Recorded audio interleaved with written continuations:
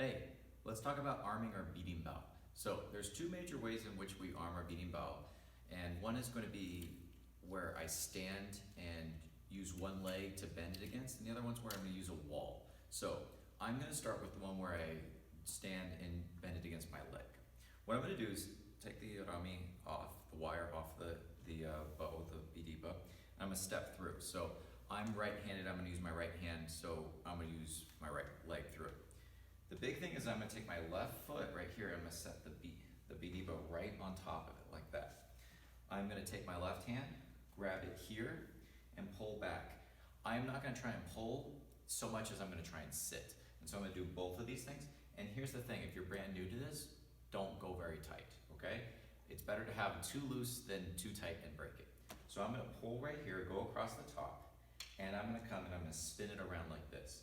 So you see I've got my string right there, my arami, I'm coming around right there. And the other little trick I'm doing is in this hand, with the pinky each time, I'm grabbing down whatever that new thing, that new roundabout that I've done, grabbing now lower, grabbing each one, so I make sure that I don't let it run away from me, okay? So pulling around, coming here. The other big thing you want to do is always wind your arami in the same direction, because if you go back and forth, you're going to break. Now, here I am at the end, and I'm going to tie a little knot. So all I'm going to do is just pull it underneath and tie it back like that.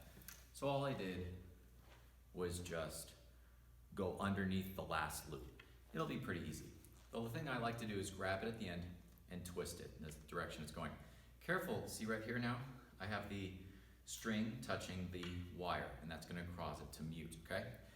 You'll see a lot of people, when they go, they'll take their bitty mouth in, they'll tap it, that'll let out any slack up here, or you'll see some people, they'll go like that. I tend to do that. Because it's going to slip a little bit, and you want it to slip now, as opposed to later when you put the instrument all together, and you get it all tuned the way you want, and then all of a sudden it slips and it goes down in pitch. So, for me, this is a really low beating bow, so it's going to be pretty low right there. I have my gourd right here. Now, a couple of things, so you don't poke anybody or anything like that. I set it against my shoulder, okay? I'm not going to hit anybody, hopefully behind me. If I'm right-handed, I'm going to hold the beating bow with my left hand. So that means I'm going to put the knot on the side of my dominant hand. So right here, when I put it down through, see what I'm doing here? I'm going to grab the string, pull it tight, put it down through, and then let it release. Now the way I check my pitch is I actually take my fingernail, and I'm going to grab it and I'm going to flick it right there. And that's about where I want it.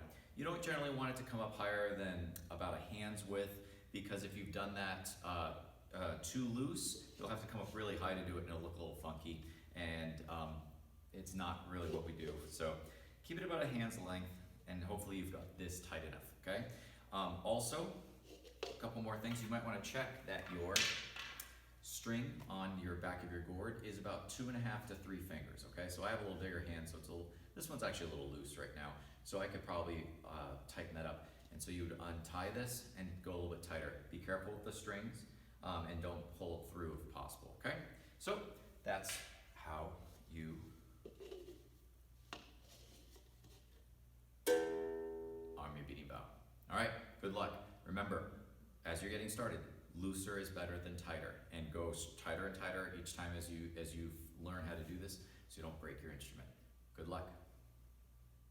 Okay, so let's do the second way to arm your beating bow. I'm gonna first disarm this one. So I'm gonna take the string, the arami, the wire, pull it tight, and slide the gourd off. Be careful, a lot of times where the arami is tied at the end, there's a little sharp end that catches, and you don't wanna catch that on the string of the back of the kabasa, because you're slowly gonna tear that apart. So avoid that if possible. Now, what I'm gonna do to disarm the instrument is I'm gonna take my hand and I'm gonna spin it back the way it came from. So I'm gonna loosen it. Watch. That's it. That's gonna be the beginning of that, and then usually, you just wanna leave that right there. Leave it all tied together, because you don't want it to be loose and come apart like if you stored it in a bag, or get loose and catch on something.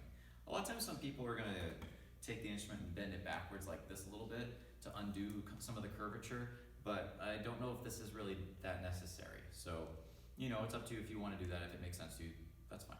All right, what I'm gonna do is I am going to loosen loosen this because I need to start with it completely off to do the second method. Now the second method, if I'm standing here, I'm gonna put it on my dominant side. I'm gonna step through with my dominant leg, and I'm gonna hook my knee in a sense right there through it. So I'm gonna come over like that and do it like this. Now, if you see the side profile, it looks like this. I'm gonna go about halfway through, and I'm gonna go just like that. And it works really well because you can see over the top. Now, you need a wall generally, so I'm gonna scoot against this back wall, so I press against it. You wanna be really careful because you can put your knee right through it, just like you could sit through it on the other method. So, but the nice thing is I can look right over the top as I do this, guys. So pull a little bit, come, I'm gonna wrap it around. Remember, only wrap your arami in one direction, so right here. And now when I get here, take your pinky, grab the last loop, hold it tight, so you can take it off right there, and then do the next loop. Move your pinky down. Next loop, pinky down. Next loop, pinky, next loop, pinky. As I get to the end where I want it to be, I'm gonna take it and loop it up through, just like that.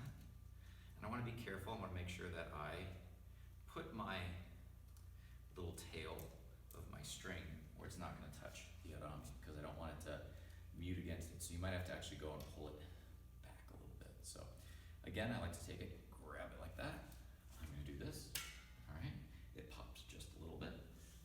Take my gourd, again, put the knot on the side where I won't be holding it, so I don't have to touch it with my holding hand. Pull the arami in, put it on there about a hand, and I'm gonna pull it, pluck it with my fingernail. And for me, this is a heijonao. It should be a little bit lower. So that's how you do the second method where you step through and use the wall. All right, no method is better than the other one. It's completely up to you what you feel comfortable doing. But the most important thing is when you get started doing this guy and arming a beating bow in general, you always want to go looser than tighter. You don't want to really put your knee through it and break your beating bow, okay? You're probably going to break one or two in your time in capoeira, and that's okay. But, you know, they're expensive, so always go looser than tighter as you're figuring out how tight it needs to be. Good luck.